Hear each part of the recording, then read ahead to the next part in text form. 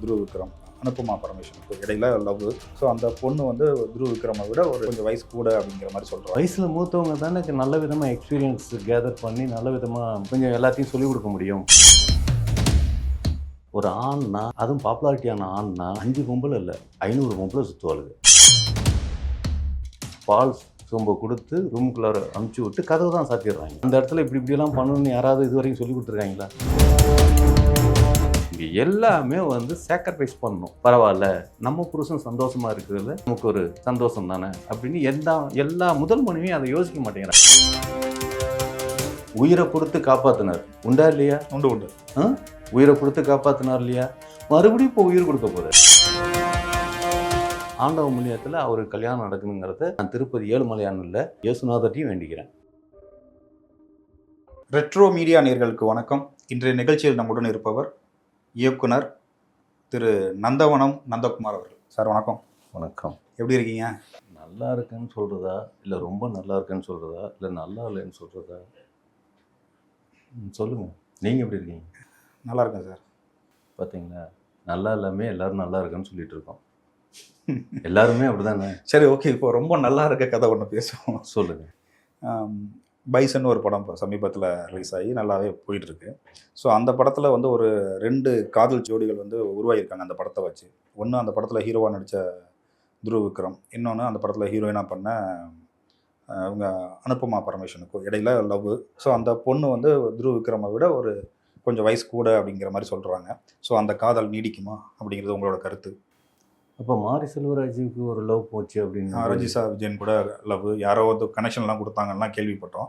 First இதை இல்லை, அமீர் தான். சொல்லுங்கள். அதான் ஃபர்ஸ்ட் இதை முடிச்சுட்டு அப்படியே அதுக்கு போகலாம். சரி, சொல்லுங்கள்.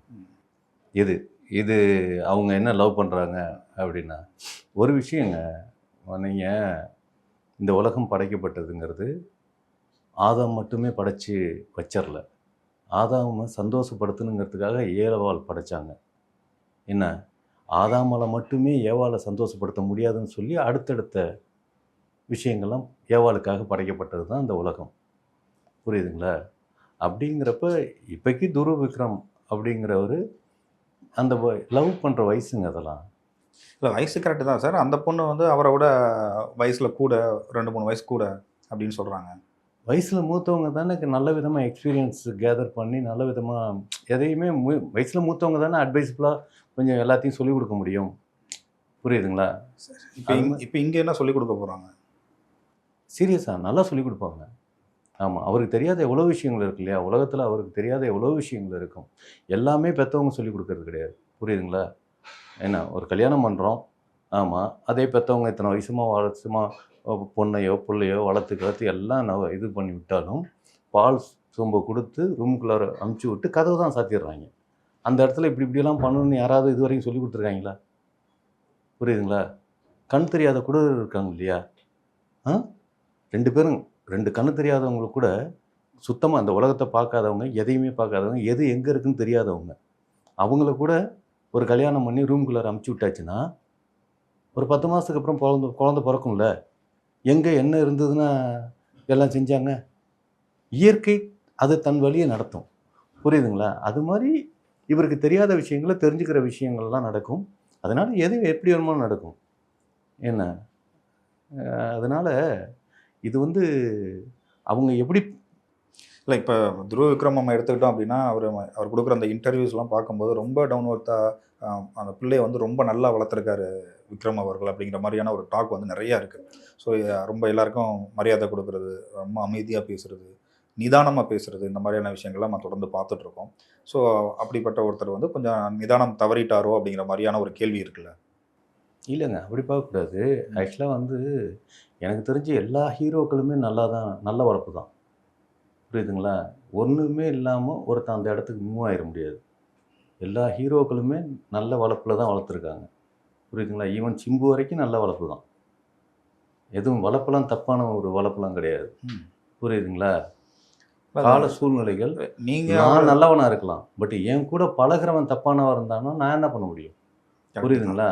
என் கூட பழகிற கஞ்சா அடிக்கிறான்னா கஞ்சா அடிக்க வேண்டிய சூழ்நிலை வருது. நான் நல்லவன் தான். புரியுதுங்களா? ஆனால் என் கூட சேர்றவங்க யார்? அதனால் வளர்ப்பை எங்கேயுமே எந்த பெற்றோருமே தான் பிள்ளை கெட்டு போகணுங்கிற வளர்ப்பை எங்கேயுமே வளர்க்குறது கிடையாது. அவங்கவுங்க நல்லா தான் வளர்க்குறாங்க. கால சூழ்நிலைகள் சில விஷயத்தை கற்றுக்குறோம் அப்படிங்கிறதுன்னு இந்த நடிகர்களை பொறுத்த வரைக்கும் அவனுங்களாம் நல்லவனாக தான் இருப்பானுங்க. ஆனால் அவனுங்கள்ட்ட இருக்கிற மேனேஜரு, இந்த பிஆர்ஓ, இவனுங்க பிறப்பு தான் தப்புன்னு நினைக்கிறேன். சீரியஸாக. அவங்கள தான் நல்லா வளர்க்கலன்றீங்க. அவங்கள தான் நல்லா வளர்க்கலையா, இல்லை நல்லா அப்படி தான் வளர்த்துட்டாங்களா அப்படின்லாம் தெரிய மாட்டேங்குது. ஆமாம். அதனால் வளர்ப்பை ஒரு காலத்துலேயும் எங்கேயும் யார் மேலேயும் வளர்ப்பை குறை சொல்கிறதுக்கு இல்லை. கண்டிப்பாக. இப்போ சிம்புவை பற்றி நீங்கள் சொன்னீங்க. ஸோ அதுக்காக நான் கேட்குறேன். இப்போது நீங்கள் சிம்பு கூட ஒர்க் பண்ணியிருக்கீங்க. இப்போ அவர் வந்து பார்த்தீங்கன்னா நிறையவே மாறிட்டார். கரெக்டான டைமுக்கு வர்றது, எல்லாரையும் மதிக்கிறது. ஸோ என்ன சொல்கிறது, அவரோட வேலையில் வந்து மிக கவனமாக இருக்கிறது, அந்த மாதிரியான ஒரு விஷயங்கள் வந்து இப்போ நிறையா அவர்கிட்ட சேஞ்சஸ் இருக்குது. அவரை வச்சு படம் பண்ணுறது ரொம்ப ஈஸி அப்படிங்கிற மாதிரி சொல்கிறாங்க. இப்போ நீங்கள் பண்ணும்போது எப்படி இருந்தது? அதான் ஒரு சின்ன திருத்தம். இப்போ நீங்கள் சிம்பு வச்சு பண்ணியிருக்கீங்க அப்படின்னு சொல்லிட்டீங்க. எப்போவோ பண்ணுது. இல்லை இப்போ இல்லை சார், இப்போ புரியுதுங்களா? முன்னாடி முன்னாடி அதை தான். அதனால எப்போவோங்கிறதுனால அது எப்போவுக்கும் வித்தியாசம் இருக்குதுல்ல. அதனால ஒரு அதாவது திருந்திட்டான், கெட்டால் தானே திருந்தோம். சிம்புலாம் கெடவே இல்லைங்க. அதுக்கப்புறம் ஏன் திருந்திட்டாரா அப்படின்லாம் அந்த மாதிரி வார்த்தையெல்லாம் யூஸ் பண்ணவே கூடாது. அவர் எப்போதும் போல தான் இருக்கார். அவரை பொறுத்த வரைக்கும் நல்லவன், எல்லாருக்கும் ஒபே பண்ணி எல்லாமே பண்ணுவார். ஆமாம், கால சூழ்நிலை. ஆமாம், இது சில நேரத்தில் வந்து நம்ம அமெரிக்காவில் கொஞ்ச நாள் இருந்துட்டு இந்தியா வந்தோன்னையும் அந்த சில பேருக்கு வந்து ஜெட்லேக் அப்படிம்பாங்க. ஃபாரின்லேருந்து ஃப்ளைட்டில் வந்துட்டால் அந்த டைம் மாறுறதுக்கு கொஞ்சம் டைம் ஆகும் அப்படின்னு. ஸோ அந்த ஒரு கல்ச்சர் லெவல் அது அந்த டைமிங்கில் இருந்துட்டு இங்கே வந்து அடாப்ட் பண்ணிக்கிறது கஷ்டமாக இருக்கும். கஷ்டமாகிறது வந்து எல்லாருக்குமே ஒரு 24 மணி நேரத்தில் ஆயிரும். ஆமாம், நம்ம தலைவனுக்கு மட்டும் ஒரு 24 வருஷம் ஆச்சு. அவ்வளோதான், வேற ஒன்றும் இல்லை. கொஞ்சம் எல்லாருக்கும் சில பேருக்கு கொஞ்சம் லேட்டாக பிக்கப் ஆகும் இல்லையா? அதனால அவரோட டைமிங் வந்து இந்த காலத்துக்கு மாறுறதுக்கு இப்போ பகலில் முடித்து நைட்டில் தூங்கி இப்போ நார்மலான ஒரு பீப்புளாக மாறி இருக்கிறதே ஒரு பெரிய சந்தோஷம். ஆமாம், ஆண்டவ புண்ணியத்தில் அவருக்கு கல்யாணம் நடக்கணுங்கிறத நான் திருப்பதி ஏழுமலையானில் இயேசுநாதர்ட்டையும் வேண்டிக்கிறேன். ஆமாம், அல்லாவும் முக்கியம். ஆமாம், அப்புறம் அல்லா கோச்சிக்கூடாது. சரி, அது ஒரு பக்கம் இருக்கட்டும். ஸோ இப்போ மாரி செல்வராஜ் அவருக்கு திருமணமாகி, அதுவும் காதல் திருமணமாகி 2 குழந்தைங்க இருக்காங்க. ஸோ அவரோட வாழ்க்கை நல்லா போயிட்டுருக்கு. இப்போ வந்து பார்த்தீங்கன்னா அந்த பைசன் படத்தில் இன்னொரு முக்கியமான ஒரு லீட் கேரக்டர் பண்ண ரஜிஷா விஜயன் அப்படிங்கிறவங்க கூட அவருக்கு வந்து கனெக்ட் ஆகிடுச்சு. அவரும் காதல் வலையில் விழுந்துட்டார் அப்படின்னு சொல்கிறாங்க. இதோட உண்மைத்தன்மையை பற்றி சொல்லுங்கள் சார். உண்மைத்தன்மை பொய்த்தன்மையெல்லாம் கிடையாதுங்க. ஒரு ஒரு ஒரு விஷயங்க, ஒரு ஆண்னா, அதுவும் பாப்புலாரிட்டியான ஆண்னா 5 பொம்பளை இல்லை, 500 பொம்பளை சுற்றுவாளுங்க. புரியுதுங்களா? அது இயற்கை. ஒரு ஆண் நாய், ஒரு பொட்டை நாய் போகுது, அது பின்னால் ஒரு 10 ஆண் நாய் போய் தான் நம்ம பார்த்துருப்போம். இது வரைக்கும் உலகத்தில் ஒரு பொட்டை நாய் போகும், ஒரு 10 ஆண் நாய் தெருவில் சுற்றி படுத்துட்ருக்கோம். எங்கேயாவது ஒரு ஆண் நாய் போய் பொட்டை நாய் அப்படியே சுற்றி ட்ராவல் பண்ணி பார்த்துருக்கீங்களா? ஏன் இல்லை? பார்க்கலாம். எப்படி பார்க்கலான்னா, எல்லா ஆண் நாயும் கொன்னுட்டு ஒரே ஒரு ஆண் நாயும் மற்ற எல்லாம் பொட்டை நாயை வச்சா அந்த நிலைமையை பார்க்கலாம். புரியுதுங்களா? அதனால எதையுமே இந்த உலகத்தில் பார்க்க முடியாதுன்னு ஒரு செயல் கிடையவே கிடையாது. இல்லை, நம்ம பார்க்கல, இப்போ இந்த சூழலில் பார்க்கல, வரும். அதைத்தான் இப்போ நடந்துகிட்டு இருக்குங்கிறேன். உலகத்தோட மக்கள் தொகையில் வந்து பெண்கள் வந்து ஜாஸ்தி ஆகிட்டு இருக்கிறதுனால ஆண்கள்லாம் ரொம்ப கம்மியாயிட்டாங்கன்னு இல்லை, ஆண்களே பெண்களாக மாறிட்டாங்க. எல்லாருமே வீட்டுக்கு வெளியில் வந்தால் தானே, வீட்டு வேலையெல்லாம் இப்போ ஆண்கள் தானே செய்கிறானுங்க. எல்லா லேடிஸும் வேலைக்கு போகிறாங்க. வீட்டில் தான் ஆண்களாக இருந்து ஆண்கள்லாம் வேலை செய்கிறாங்க. அதனால் வெளி நடமாட்டத்தில் ஆண்களே பார்க்க முடியல. அதனால வெளியில் இருக்கிற பெண்களுக்கு ஆண்களே உலகத்தில் இவ்வளவு தான் அப்படிங்கிற ஒரு மனநிலைக்கு வந்துடுறாங்க. அதனால வந்து என்ன சொல்கிறது, எப்படி வேணுமாலும் சொல்லலாம். ஆமாம், ஆக்சுவலாக அதனால ஊராங்கதை பேசுறதுன்னா நமக்கு ஒரு ஜாலிங்கிறது மாதிரி, ஆனால் ஊராங்கதையை கேட்குறானுங்களே. சரி, ஓகே, டன். நல்ல விஷயம். நம்மளால முடியல, மற்றவங்க செய்கிறாங்க அப்படிங்கிறத கேட்கும் போதாவது கொஞ்சம் மனசுக்கு ஆறுதலாக இருக்கும்ல, அது மாதிரி தான். அதாவது இந்த செக்ஸுங்கிற ஒரு விஷயத்த ஒரு 16 வயசுக்கு கீழே இருக்கிறப்ப, ஒரு 14 வயசுலலாம் அதை பற்றி பேசினாவே, அதை பார்த்தாவே சந்தோஷம். அதுதான், புரியுதுங்களா? அதுக்கப்புறம் 70 வயசுக்கு அப்புறம் அந்த இது ரீக்லைட் ஆகுமா? 16லேருந்து 70க்கு போயிடும்.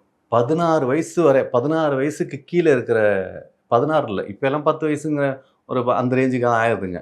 இதுங்கெல்லாம் பார்த்து சந்தோஷப்படுங்களாம். அந்த ஏஜ் நான் வந்து நல்ல ஒரு தெரிஞ்சுங்க உயிரியல் ரீதியாக பயாலஜிக்கலாக பேசிகிட்டு இருக்கேன். உடனே இதை நான் செக்ஸாக பேசுகிறேன், ஆபாசமாக பேசுகிறேன், ஆமாம் அப்படின்லாம் எடுத்துக்கக்கூடாது. புரியுதுங்களா? ஆமாம். நம்ம வந்து என்ன சொல்கிறது, சென்சார் சர்டிஃபிகேட்லாம் நிறையா இருக்குது. ஸ்கூல் காலேஜஸ்லேயே வந்து பார்த்தீங்கன்னா அந்த செக்ஸ் எஜுகேஷன் அப்படிங்கிற ஒரு விஷயம் வேணும். ஸோ அதற்கான புரிதல் வந்து குழந்தைகளுக்கே கொடுக்கணும் அப்படிங்கிற மாதிரியான ஒரு விஷயங்கள்லாம் சொல்கிறாங்க. கண்டிப்பாக.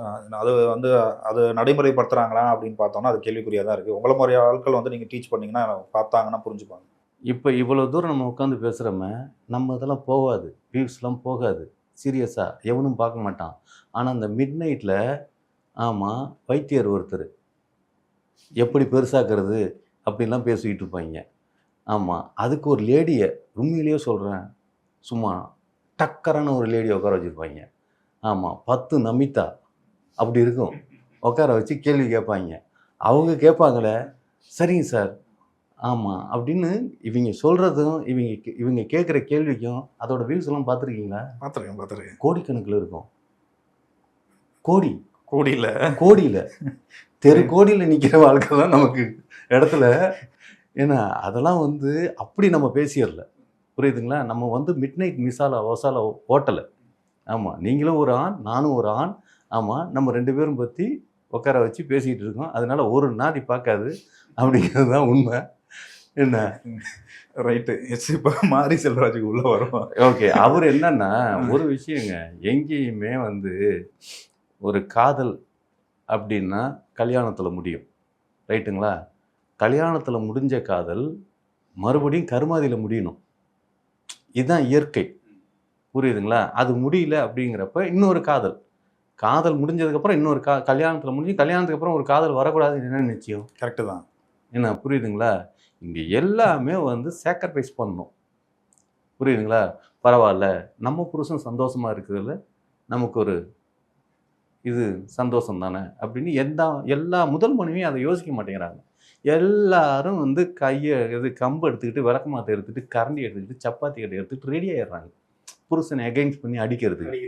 ஆமாம், முதல்ல புரிஞ்சுக்கணும், ஒரு ஆணோட வலி, மன வேதனை இதெல்லாம் இருக்குது.